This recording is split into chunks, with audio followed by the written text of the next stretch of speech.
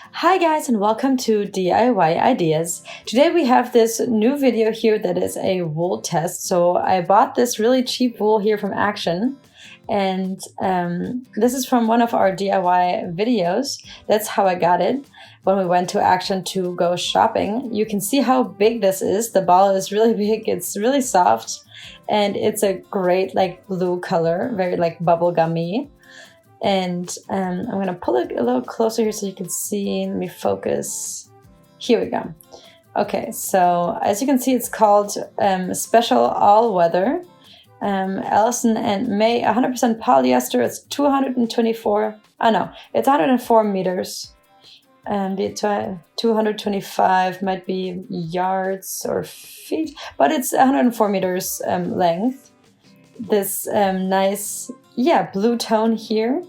And as you can see here, it's meant for size 8 to size 10 crocheting hooks.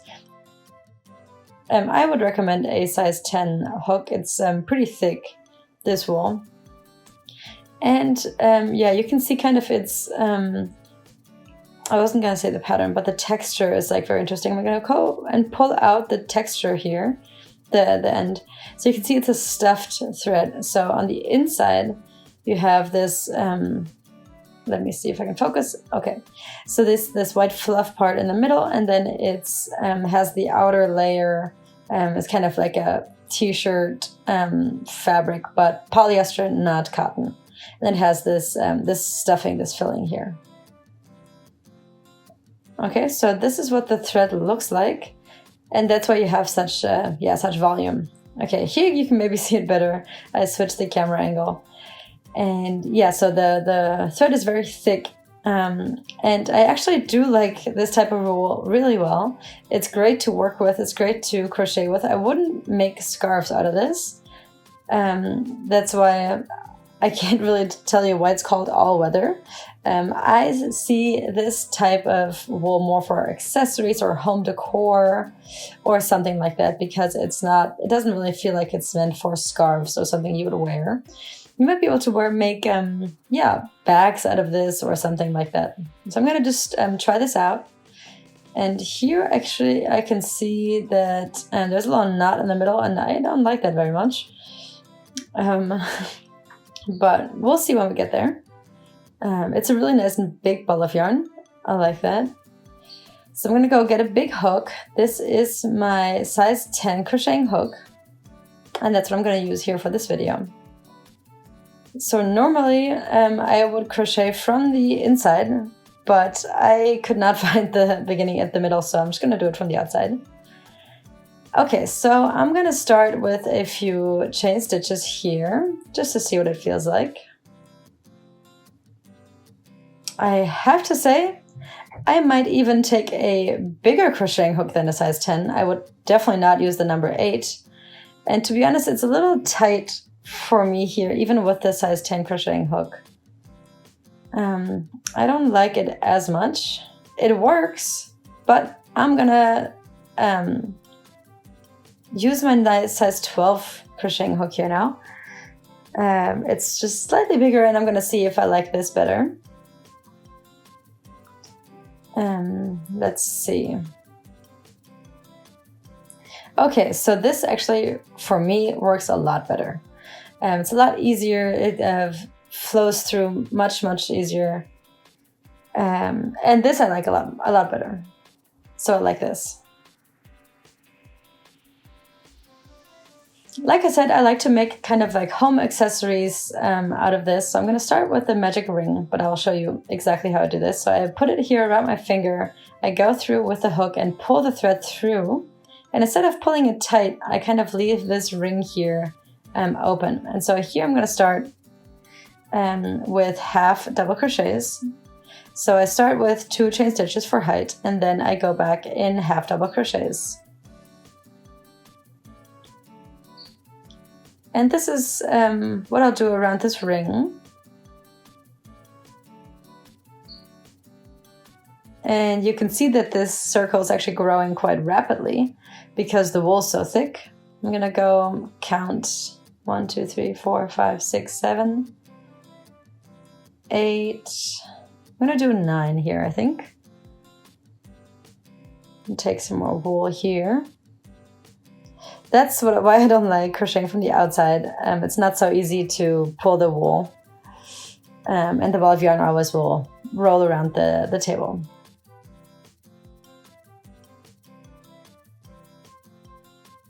Number 9.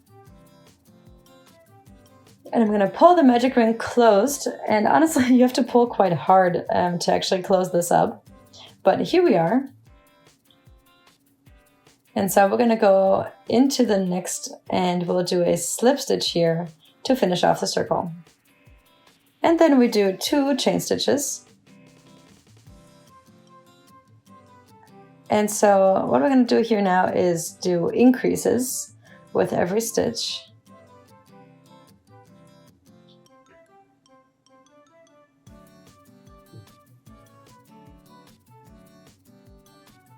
So in every stitch, we do 2 half double crochets.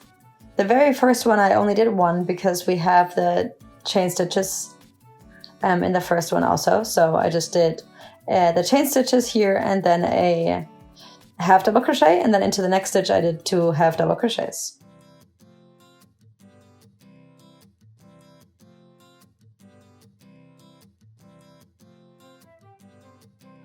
This is generally working pretty well, but I seem to have a problem to get my hook into where it's supposed to go.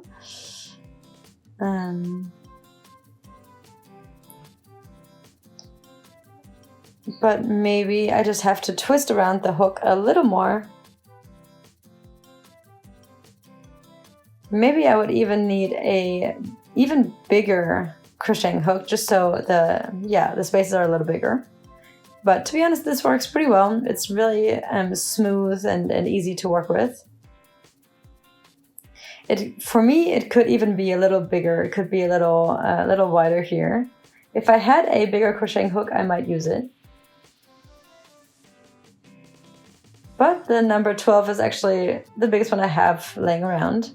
And so here you can see that it's pretty tight, but these holes are kind of developing here between the 2 rows. And so I'm going to kind of finish this off with the increases and I'll show you an update. Okay, so this actually was really quick. And I'm going to continue here. And so to finish off this row, I'm going to do a slip stitch. And here's this kind of the knot that I showed you earlier. So this is actually going to be the inside. So it doesn't really matter so much, but I don't like it. I don't like what it looks like. And so here I did the 2 chain stitches and I'm going to continue in the half double crochets again. I'm not going to do any more increases here. I'm just going to do 1 half double crochet in each stitch.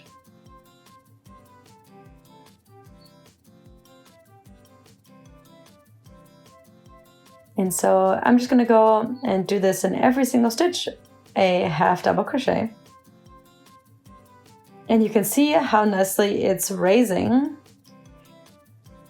And it's kind of, already forming this nice little basket.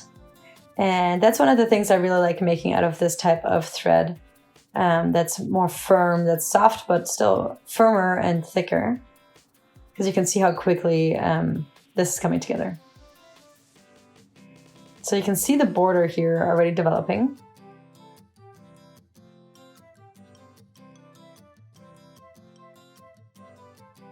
I still have the same problem as I was telling you guys earlier, that I keep pulling another thread through. I have to see it from the other side actually. I don't usually have this type of problem, so I'm a little confused. So I'm pulling in the thread, and here I'm kind of pulling this other thread through that I don't want to pull through. It's not supposed to happen like this, but maybe, because it's just very compact, it's very tightly crocheted. Maybe that's why it's in the way. I'm kind of trying to avoid it by twisting the crocheting hook a little more, which definitely works, but yeah.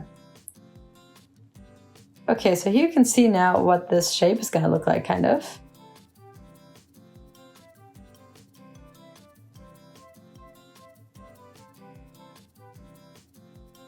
So here I have a couple more to go.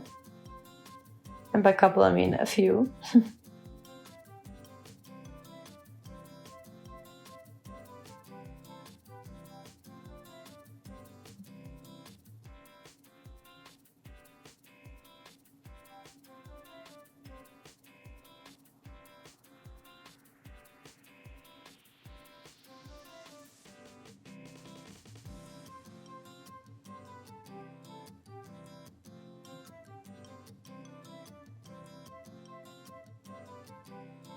Okay, and here we are at the last one.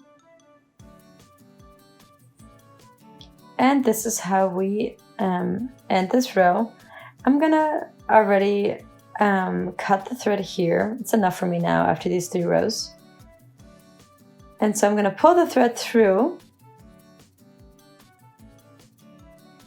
And then what we're gonna do here to finish off this row is I'm going to poke my hook through into the first stitch of the row and pull the thread through and then pull it backwards where we just came from, and so that it looks like I have another stitch here on top. And if you do it right, you can barely tell where the where this is. And so what you can see here, it has a really nice progress here at the top, and it looks like I just have these stitches all the way around. You can barely see it, and it's a great solution for this. I'm obviously going to put the thread and hide it away. So here I have this knot in the middle. I don't like it so much, but it obviously doesn't depend as much in this situation as maybe in others. It's this type of wool. It's difficult, unfortunately, to try to hide this, and so it's a lot of volume, so it's just a bigger knot. Not so nice that there's a lot of knots, but I just found one so far. But I really like this wool. It's cute, and I thought it was easy to work with. And thank you guys for watching DIY ideas. I hope you liked this video. If you would like to watch more, please visit my channel and subscribe for free. Share this video with your friends, and see you next time.